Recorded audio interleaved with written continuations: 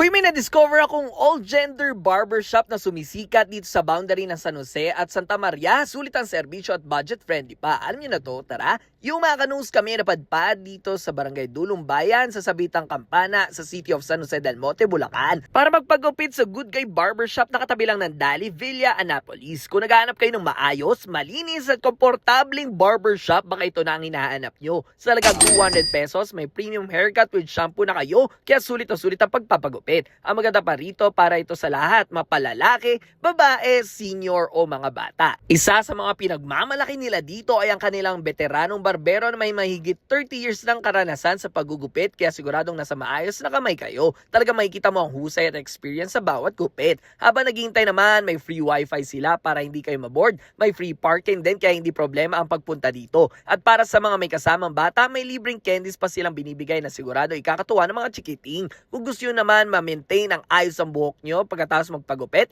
meron din silang pomade na available sa halagang 130 pesos. This is the operating hours kung pupunta kayo o ano pa hinihintay nyo? Tara at magpagupit dito sa Good Guy Barbershop sa San Jose del Monte City, Bulacan. Let's go!